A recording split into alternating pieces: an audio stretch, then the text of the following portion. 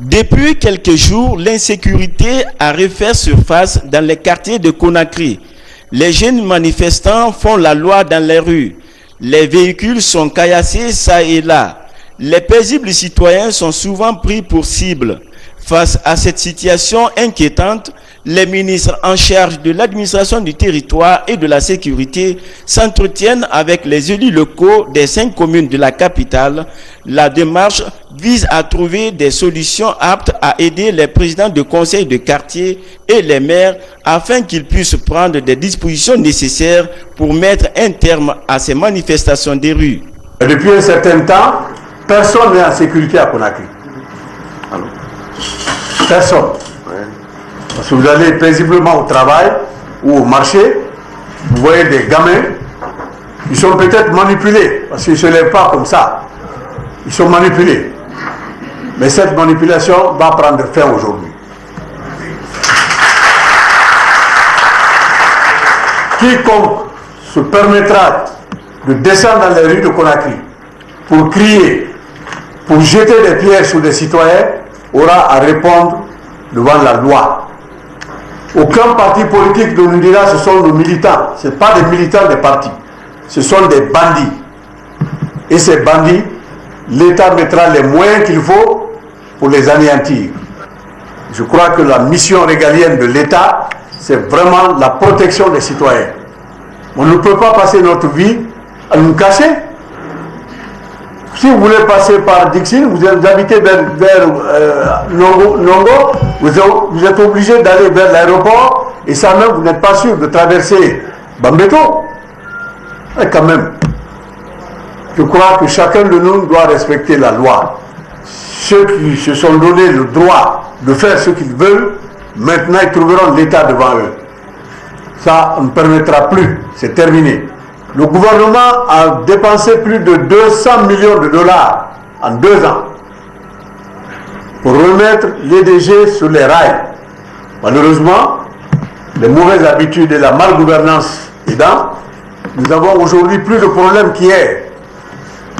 Mais ça, on va le régler. Ce n'est pas en défilant dans les rues, en cassant les voitures des gens que vous allez avoir le courant. Pour avoir le courant, il faut quand même, il y a beaucoup d'investissements. Et il y a la gestion. C'est vrai qu'au jour d'aujourd'hui, on peut se plaindre de la gestion de l'EDG. Parce que, d'avoir la mauvaise communication, ils auraient dû communiquer à la population ce qui se passe. Mais si on ne dit pas aux gens ce qui se passe, eh bien, ça peut poser des problèmes. La manifestation est un droit constitutionnel. Mais manifester en attaquant d'autres, en cassant les biens, en volant même les biens. Parce que quand on vous arrête, même monsieur le gouverneur hier a subi. Sa voiture a été caillassée. Ils ont cassé les vitres. Tout ça pour pousser l'autorité à réagir violemment. Un gouverneur qui est entouré de militaires armés, on pense qu'en cassant sa voiture, il allait utiliser peut-être la force. Maintenant, nous demandons aux services de sécurité d'empêcher les regroupements sur la voie publique. On ne permettra plus à quelqu'un, en tout cas jusqu'au 24 août, parce qu'à partir du 24 août, et là aussi c'est avec autorisation. Vous savez, même les manifestations pour la campagne électorale, il y a la loi. Ça ne se fait pas n'importe comment. À plus forte raison pour des problèmes d'électricité. Aucun musulman, en ces jours saints, surtout les derniers jours de ce mois de carême, peut se permettre d'empêcher nos fidèles musulmans à aller vaguer à leur affaire après tant de souffrances dans ce mois de carême. Je ne le tolérerai pas. Pour cette raison, monsieur le ministre, je confirme, je ne serai jamais cet agent de la sécurité qui va s'attacher à la répression de sa population. Mais j'ai obligation de protéger mon honneur et ma dignité dans la fonction qui m'est confiée.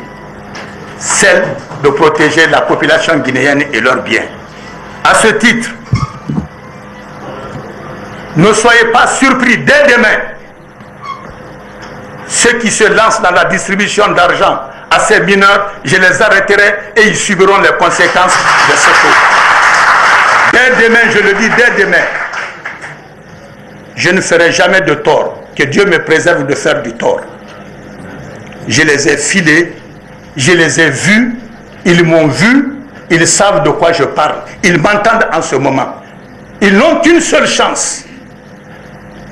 Si ce comportement désagréable se reprend demain, ils me verront sur leur dos de la manière la plus violente.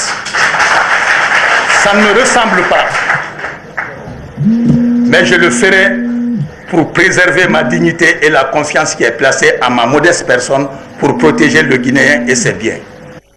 Le haut commandement de la gendarmerie nationale souhaite que les autorités locales de Conakry s'impliquent activement dans la sensibilisation des citoyens.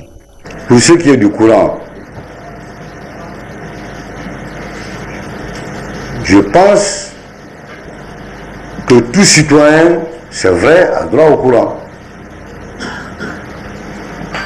Aujourd'hui, il y a plusieurs quartiers qui se plaignent du manque d'électricité. C'est normal. Mais quel est le chemin que la loi a donné aux citoyens lorsqu'il n'a pas le courant de parcourir en vue d'avoir le courant? Moi, je n'ai pas le courant le matin, je me lève.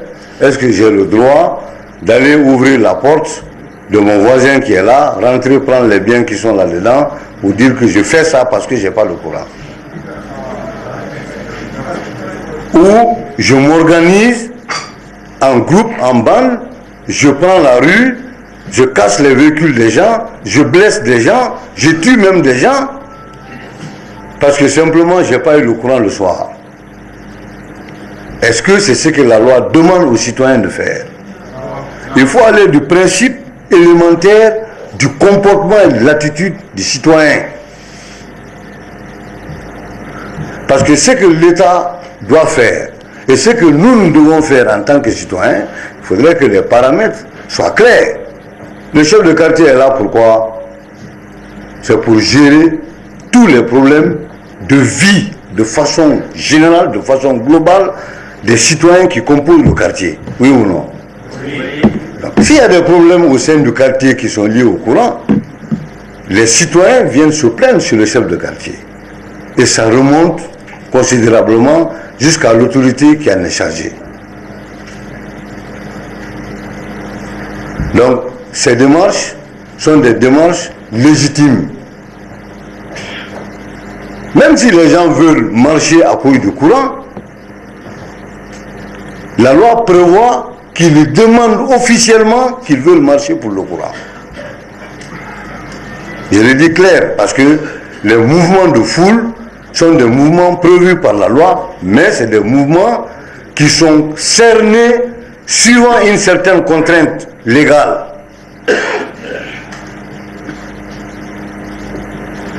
Donc, si vos citoyens à l'intérieur des quartiers n'obéissent pas à cette démarche, pendant que vous-même, responsable, n'est-ce pas, des quartiers, s'ils se plaignent de quelque chose, certainement, si c'est la lumière, dans le quartier de Boulbinet, s'il n'y a pas de lumière, c'est y compris le chef de quartier. Les chefs de quartier souhaitent la mise en place rapide d'une police de proximité. Cette structure issue de la police va être réactivée dans l'espoir de collaborer désormais avec les populations des différents quartiers de Conakry. En ce qui concerne le problème d'insécurité aujourd'hui, il faut accélérer le problème de la mise en place de la police de proximité. Nous avons ciblé des lieux dans nos quartiers pour que vous nous assistiez à partir, grâce comme vous l'avez obtenu à partir de l'Union européenne, pour qu'on mette des polices de proximité à notre disposition qui est différente de la ministre d'État. Ce cri de cœur des autorités locales semble bien perçu par le gouvernement. Les ministres Alassane Condé et Madi Findiani rassurent les uns et les autres sur le lancement des activités de la police municipale prévues dans les prochains jours pour un rapide rétablissement de l'ordre public.